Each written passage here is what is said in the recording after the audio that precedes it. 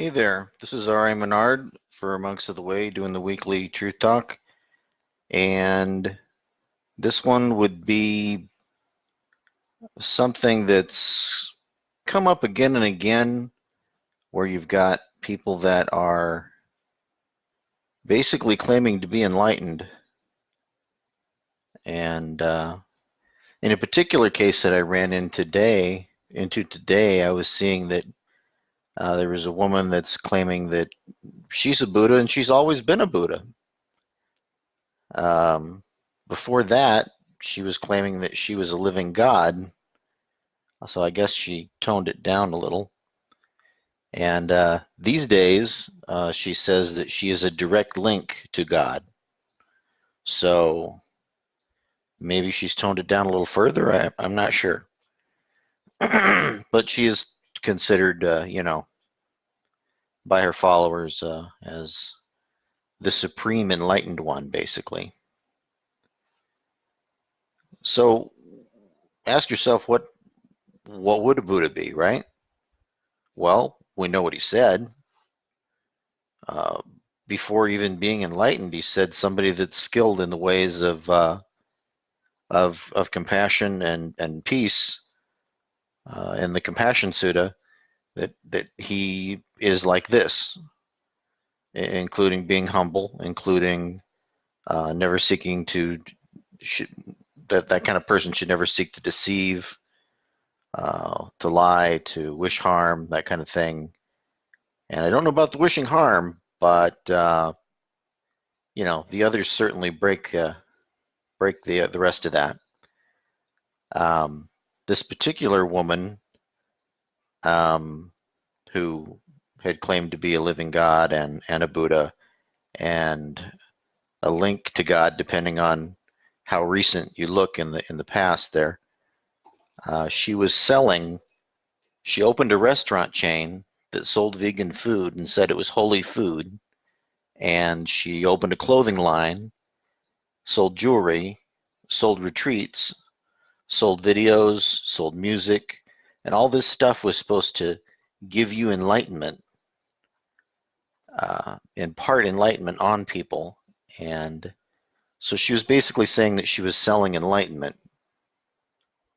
And I don't know about you, but I can't swallow that an enlightened one wants to sell us enlightenment, or that he could, or that he or she could.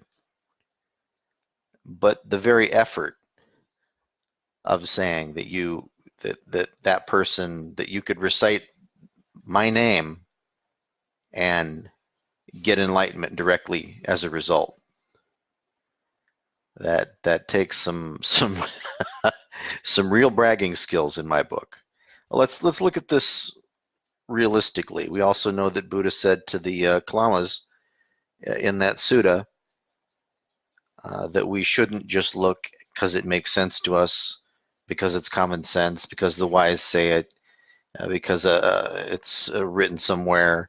All these things, not just any of the one of those things. It just you wouldn't want to accept truth on that basis, and your own experience, of course. So you look at that and you go, okay, so what do we really know? Um, well, we know that we have a frame of reference for Buddha, which is Buddha, and he does what? He basically lives the simplest life with nothing almost, doesn't have money of his own at all, and we see someone claiming to be Buddha or a Buddha, depending on which time you listen, living the lavish royal lifestyle with all the limousines and the mansions and the lavish clothing and the fanfare and all the whole thing. Doesn't seem to match. Humble? Not seeing any of that. And a lot of these people are like that.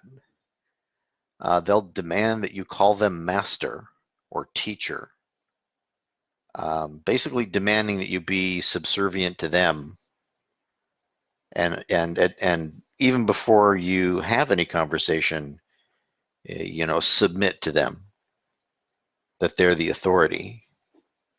And this goes against what Buddha was teaching also. I mean, he's debating the truth of his teachings, of the concepts, to people on the fly, all the time, anytime, anywhere, as an equal. What you've got to say is just as important as what I've got to say. As far as we know, it's just as true. Let's take a look at it. Let's use some lines of reasoning, and you'll find that, at least I haven't found any person that claims to be enlightened or claims to be a Buddha, or that people claim it of, where they didn't flagrantly break some of these obvious signs. Uh, you know, is that good news? No, it's not. Sorry. But I want you to use your own common sense, and I want you to use your own tools, because you have tools that work really well for you of fact-based discernment. You can figure out what's true. Um, you can take or not take the reference that Buddha gave, and the reference that everybody had of who he was and how he was. And you can ask yourself if this is that person. And I don't think you'll find anybody like that in the world today. And I'm not doing that. I'm saying, and I don't even understand why a person would. And I think that's important to bring up. I don't think we need an exalted supreme master. I don't think the world needs that. I don't think people need that. I think they need a friend. I think if someone has something and they're your friend, they're going to want to share it. And that's how I present myself, and I would want to be thought of as a friend. And I have people that have said, well, a wide range of things. You're evil, you're a demon, you're holy, you're an angel. I think you aren't enlightened. I think you're deluded. I think you are enlightened. I think you may really be a Buddha. All these different things people say.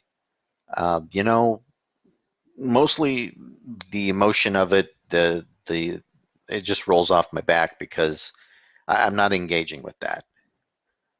But I make sure to let everybody know right off the bat that I am not going to lie or deceive, and I certainly want to let you know what the truth is. So you ask a question, guess what? You get an answer. And also, getting back to what a Buddha is, well, obviously they have some of their own teaching. I mean, an enlightened person couldn't see the universe as it is, comprehend these massive things, and then not have something to say about it that hasn't already been said. I just can't see the possibility that that could even happen. We know of one person that did it. The next person, they've got a pretty high bar to reach for anybody to use common sense, fact-based discernment, and think that a person is enlightened. Now, in the same breath, did I reach enlightenment? Yes, I did. But I don't expect you to believe it. I expect you to figure it out if it's important to you. But I just add that as full disclosure. Should you believe anything I say because I say I reached enlightenment? Not at all. As a matter of fact, it should make you more suspicious. You shouldn't think I'm wise because of it. You shouldn't think anything I say is true. You shouldn't accept any translation I make just because. You should be a skeptic. You should use those tools that Buddha says to use.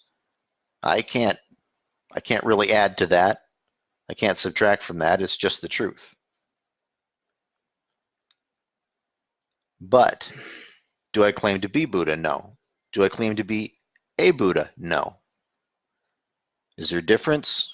Yes, there is. Ask me if you like. But let's move on with more of this, what is a Buddha?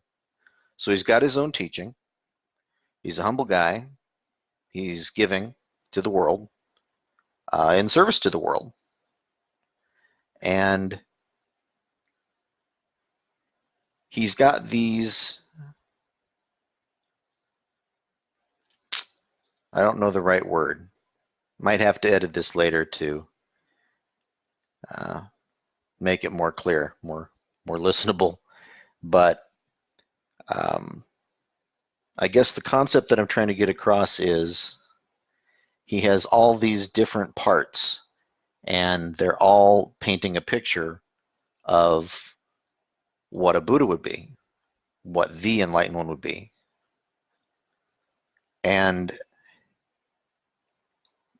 it's far above and beyond any of the gurus. I challenge anybody to bring a guru up who they think is really a Buddha. So what are we left with? We're left with ourselves once again.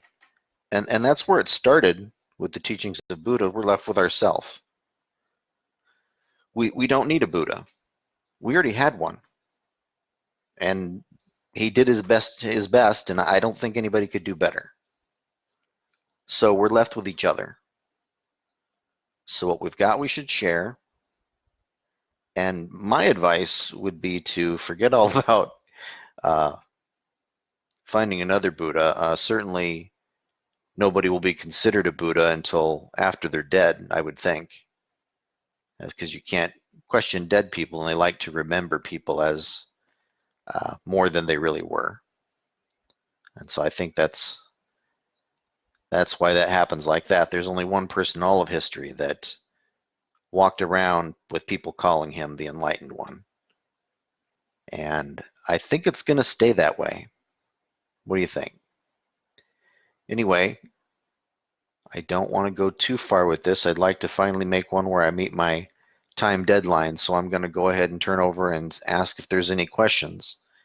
Now, there's different sects of Buddhism, and what I'm talking about is the way of Buddha's original teaching.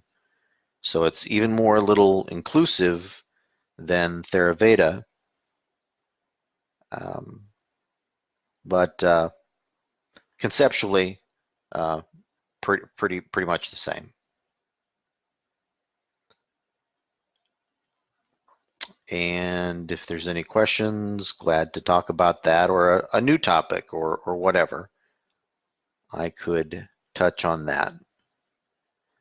Once again, these are talks that are each week. I mentioned 2 different suttas at least here while I was talking.